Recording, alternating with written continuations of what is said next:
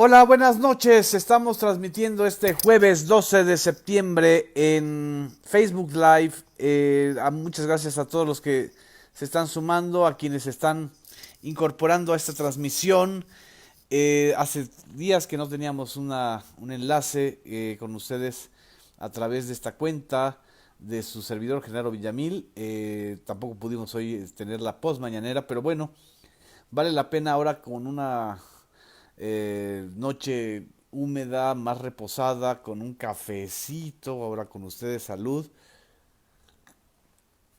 Y también preparándonos ya para las fiestas patrias que formalmente inician el día de mañana, pues vamos a hacer un balance más acabado de lo que se ha dado a conocer el día de hoy, de la reunión del canciller Marcelo Ebrard, el equipo de la Cancillería, el comisionado nacional de migración Francisco Garduño, la embajadora de Estados Unidos en México con el equipo de Donald Trump, con el secretario de Estado Mike Pompeo y con toda la delegación que estuvieron en Estados Unidos. Pero muchas gracias a todos los que se están sumando.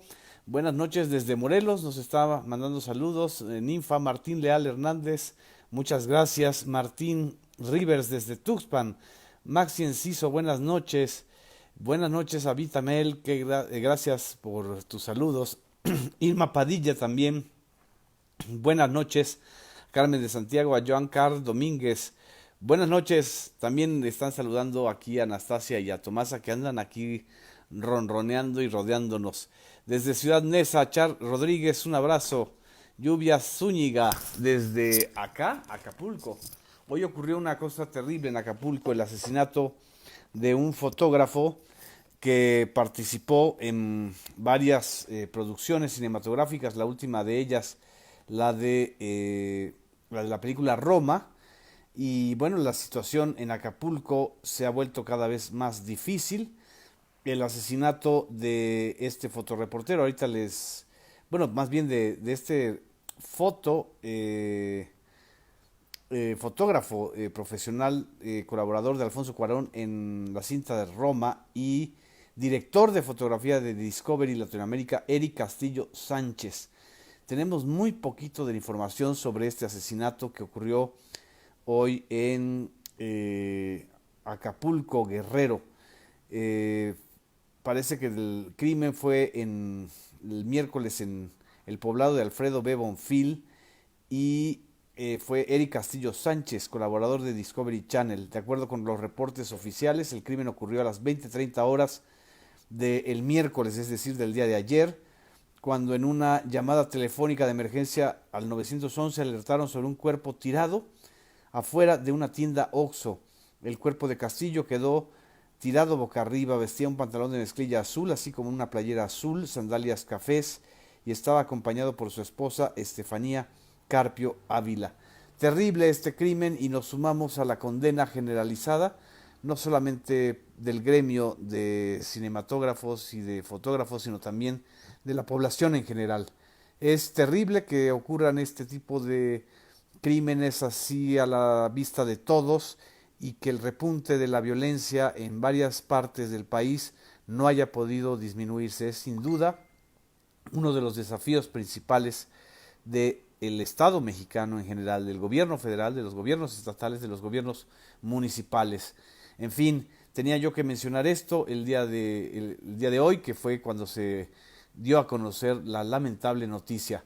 Bueno, y aquí están sumándose Guillermo Suárez desde Tecámac, Gerardo Obregón desde Texas, un saludo a México y a todos los paisanos mexicanos que están en Texas, en Los Ángeles, bueno, en todo el estado de California, en Chicago, en Nueva York, en varias ciudades, en más de 50 ciudades de Estados Unidos, hay una presencia significativa de los paisanos mexicanos. Por cierto, en las fiestas patrias y sobre todo en el grito de independencia, la fiesta del 15 de septiembre, los paisanos que nos están viendo a través de esta plataforma podrán ver a través del canal 11 y del canal 22 de las señales de televisión para Estados Unidos de estos dos canales públicos la ceremonia del grito de la independencia. empieza con un festival con la presencia de 32 entidades a las 4 de la tarde. A las 21:30 horas tendremos una clase de historia para los jóvenes, para muchos de los mexicanos que de veras a veces ignoramos las razones por las cuales México se independiza de España o termina el virreinato de España, y las razones por las cuales el cura Hidalgo lanzó aquel grito, el grito de Dolores, que fue la chispa que despertó y generó una revolución de grandes magnitudes en el entonces virreinato de la Nueva España, y que fue el origen de nuestra nación. Toda esta transmisión va a ser a través de los medios públicos, y por supuesto también podrán ver en medios públicos, en medios privados en general, la ceremonia del grito de la independencia. Espero que los mexicanos que vivimos aquí en territorio nacional y los que están en Estados Unidos puedan seguir esa transmisión.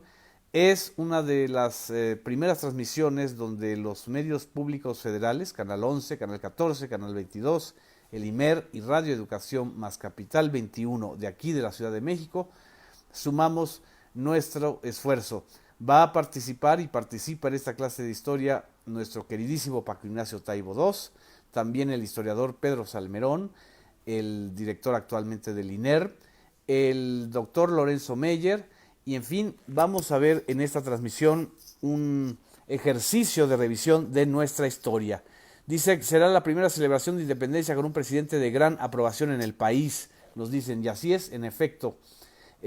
Muchas gracias a todos los que nos están saludando.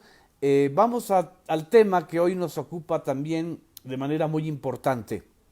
Después de los 90 días de que Estados Unidos, y vaya que es importante recordar esto en vísperas del grito de la independencia, de que Estados Unidos quiso someter a México con la amenaza de el incremento de aranceles si no disminuíamos el flujo migratorio hacia territorio de Estados Unidos.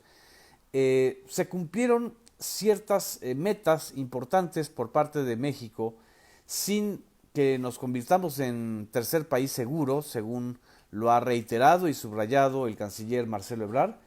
Logramos la disminución de un 58.7% del flujo, sobre todo de migrantes centroamericanos hacia Estados Unidos.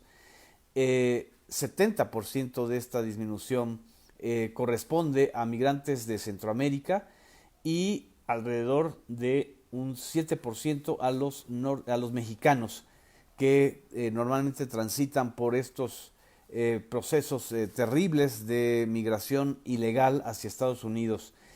Y el informe de Marcelo Ebrard, que fue presentado ante Estados Unidos en el fin de semana, subrayó sobre todo que esta reducción no se dio con medidas policíacas o represivas, sino con inteligencia, como dijo el canciller, junto con el combate a la red de tráfico ilegal de personas. Han habido varias detenciones y varios aseguramientos de traficantes de centroamericanos y de migrantes hacia Estados Unidos, con la labor disuasiva de la Guardia Nacional en las fronteras. No hubiéramos querido los mexicanos, perdón, que me vino este estornudo, no hubiéramos querido los mexicanos llegar a este tipo de medidas si no fuera por esta especie de extorsión y de presión, chantaje de Donald Trump hacia México.